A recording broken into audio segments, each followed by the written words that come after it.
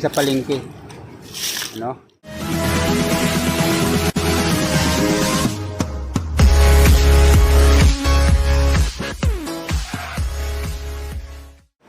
So yun, isang magandang umaga muli sa inyo mga katropa. Welcome back ulit sa ating muntin channel. Kasalukuyan, nandito na naman po tayo ngayon sa playa. At tayo magagagala muna bago tayo pumasok sa trabaho. So yun mga katropa, kasi may naispatan na naman ako mga kakaibang shell dito. Pero mga ano na siya, mga empty na siya, mga wala nang laman. Pero ano siya mga katropa, kung mga nakaraan naalala nyo may nabidyohan kung ano, yung parang pusit. Ngayon naman parang ano naman, puro parang no parang tahong, pero mga wala nang laman. Kaya pinagtataka ko ng mga katropa, ngayon ako naka ano ng ganitong klaseng tahong. Hindi ko alam kung tahong talaga to, no? Kasi may nakita akong empty ng tahong. Ito yung alam kong tahong talaga, pero itong mga to na wala nang laman, kakaiba sa tahong, pero pare sila ng talukap, no? Ayan. Pero kung ikumpara mo sa talukap ng tahong, iba. Ayan. Yun. Inabot na tayo ng alon. Ano ba yan? So iba sa tahong, no? Ito, kung nakikita nyo, ito yung tahong. Yan. Pero ito, hindi sa tahong. Parang tahong. So yung mga tropa, comment nyo na lang po sa ating ano dyan, kung anong tawag sa inyo nitong klaseng shell na to. Kasi sa totoo lang, ngayon lang din ako nakaano ng ganitong klaseng shell, no? Para sa tahong, pero iba eh. Ayan, no? Iba kaysa tahong, no? Ayan, ito yung tahong talagang tunay. Pero ito, iba yung ano ng shell niya, manipis. Tapos iba yung hugis niya, no? Ayan, no? Iba talaga, pero alam ko may tawag sa inyo nito, ano? Ayan, kung ikukumpara mo, magkaiba sila ng shell, no? Ayan. Ngayon lang din ako naka-encounter nito mga tropa, palibasa ano tayo, ano? Hindi naman talaga tayo maninisid. So, siguro para sa mga tropa natin na lagi na sa ilalim ng dagat o nasa dalampasigan o na ninisid talaga, parang alam nila kung ano tawag dito sa mga ganitong klaseng shell. Kasi tayo, ang alam lang natin tahong, talaba, yung mga ganyan, tapos yung ano pa tawag nito, halaan. Yun. Pero ito napakarami ng mga katropa, kasi ang problema wala na silang laman. Ang nakapagtaka lang, bakit wala na silang laman? Ano ba to? Kinakain ba to? O yun lang gusto kong malaman mga katropa, kinakain ba tong ganitong klaseng shell? Kasi ang dami nito. Yan, ito iba naman to. Ito may laman talaga mga katropa.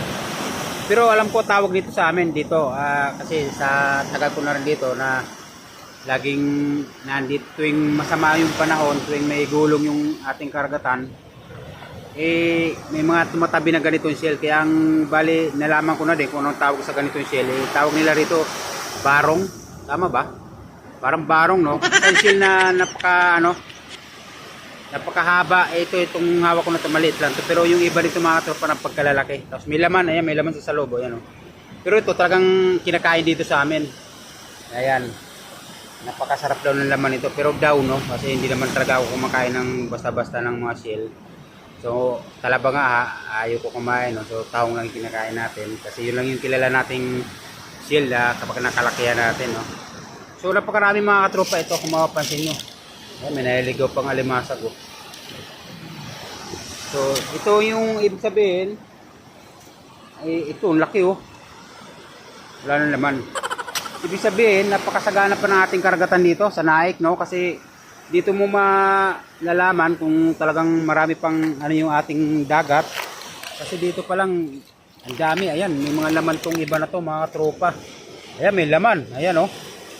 Pero hindi pa natin nasubukan kumain nito. Ayan, may laman siya. Ayan, oh. Napagkalalaki ng laman nito mga tropa.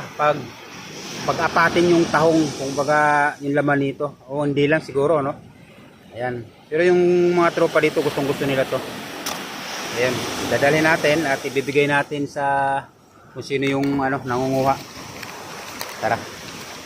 Ang dami mga tropa, oh. Atin. Kung anong kinukuha nila, bossing. Ano kinukuha niyo, boss? Ah, mga seal din. Ah, parang ano siya. Kakaibang, ayun. Ito, hindi niyo kinakain to? May laman eh. Ayan o.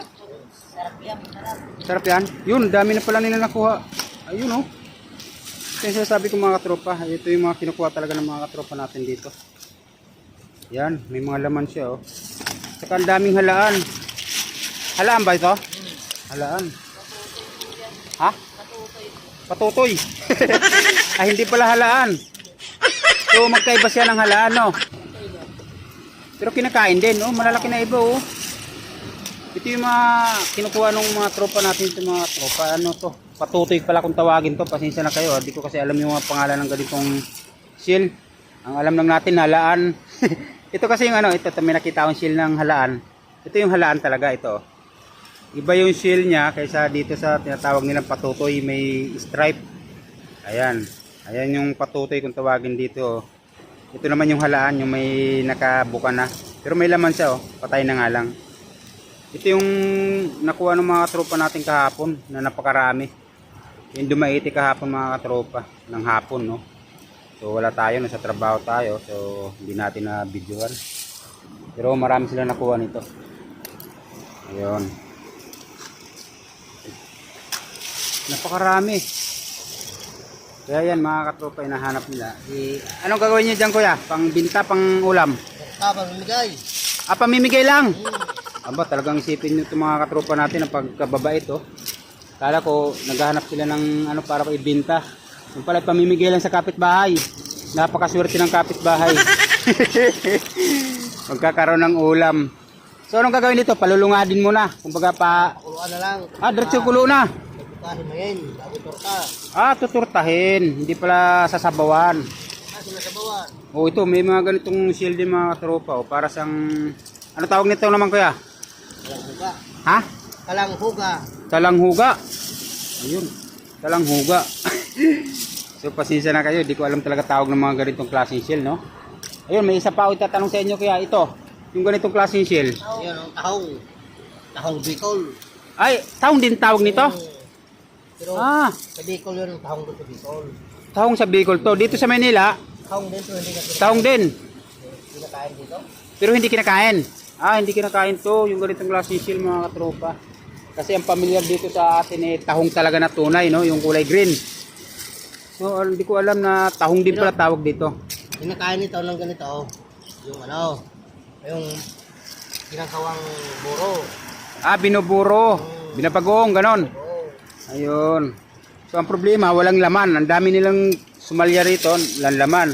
Ay, napakadami mga katropa. Nandito lang sa mga, ano, kung talagang matalas yung paningin mo, makakakuha ka. Pero pagka mahina, kasi nakahalo sila dito sa mga batuhan, tulad dito, ayan o. Yan. So, kailangan mong talasan na yung paningin mo. Kasi yung iba, wala nang laman. Ito. So, nandito na sila nakahalo sa mga... Siguro, tinangay ito kanina, no? So, may mga laman. Gabi. Kagabi. Ay, di, patay na to. Tagal mamatay na. Ah, matagal. Ayun, ang dami mga katropa, oh.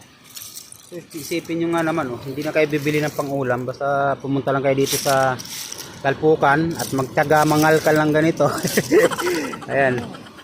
Mangal ka lang, may ulam na. Yan problema kung malapit kayo dito sa lugar namin na to. Ayan. Nandito lang tayo sa Munting Mapino. Ayan, may mga dumarating pa mga ano, mga respondi.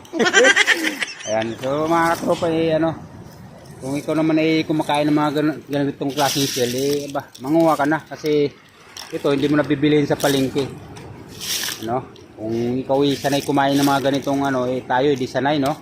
Kasi ito, kailangan mong ano dito, kailangan sanayan lang din kasi pagka mahina sikmura mo sa ganitong klaseng shell, eh, sisikmurahin ka, no? Parang taong din, pagka ano totoo niya sa gabi mga katropa, hindi talaga ako kumakain nun kasi malamig sa tiyan yan yung tahong, no? Pero yung sa mga matitibay naman yung tiyan o sikmura, eh pwede kayo dyan. Eh, di marami na. Kasi nakikita ng mga katropa natin dito na ano, nangunguha. Eh, si tropa, oh. May bit-bit din. May pang-ulam na din. Ganito. Oo, yan. So yung mga katropa, dami talaga. Kaya pagka, yan oh, dami oh. Mahirap lang ano yun kasi naghalo na sila sa mga patay na, yung mga patay na shell. Pero malalaman mo naman sila na mayroon pa kasi nakatikom pa, ano. Nakatikom pa yung kanilang mga bibig. Ayan.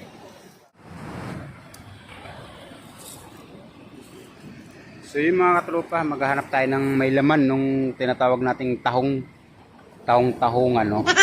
So may naispatan ako rito. Tingnan natin kung anong ito. Buo siya pero tingnan natin kung may laman. Aba, mayroon. Tingnan natin yung pinakaloob niya kung kahawig nung laman ng tahong, no. Yun. Aba. Ang taba. Ang taba niya mga katropa. Parang tahong din talaga. Tingnan mo. Ano din siya? Talagang tahong din laman niya. Yung nga lang, hindi sa kilala dito sa amin talaga na kinakain. Yan oh. May laman naman talaga. Yan. Yun oh. Oh. May laman din siya. Kaso nga lang, di lang ano ng mga katropa natin dito na kinakain talaga dito to. Ayan oh. May mga laman naman. Kanina yung tinignan natin, yung nakita natin doon, mga walang laman. Pero ito, ayan oh. May laman siya. At ang tataba mga katropa. Ayan. Napakataba ng laman oh, mga pulang-pula talaga. Pulang-pula yung laman niya. Pares na pares din ng tahong, talagang pares na parehas yung kanyang ano, pagkakaano ng laman. Kaso nga lang, iba yung talukap. Magkaiba lang sila ng talukap, pero yung laman halos isa ng hugis, no. Pagka binukan mo siya, talagang ano siya. Yan parehas na parehas. Dami oh. Ayan oh, may mga laman pa yung iba, ayan. Bungkus-bungkus din sila mga tropa, parang taong din pagka umano sila sa kanilang ano. Ayan oh, daming laman. Ayan. Mayroon, may mga laman din. Sayang no, kaso nga lang talagang hindi tayo sanay ng ganitong klase shell. Ayan oh. May mga laman. Ayan. Ayan, lalaki oh. Kaso para sa mga taong di kilala eh, wag na kayong kumain yan. Ayan, dami oh. Dami, kaso nga lang wala talagang pumapansin dito dahil hindi talaga kilala dito sa lugar namin yan. Ayan, ang dami sa talpukan na yan. Yung mga katropa natin, pili lang yung kinukuha nila, no? Para hindi ano, hindi na magsisi sa uli na sumakit yung tiyan. Ay, ang dami rin sa kanya oh. Sa buti. Ayan, nakababad na sa tubig. So yun, talagang ano, napakabiyaya ng ating karagatan dito. Namigay na naman ng mga may ulam sa ating mga katropa dito.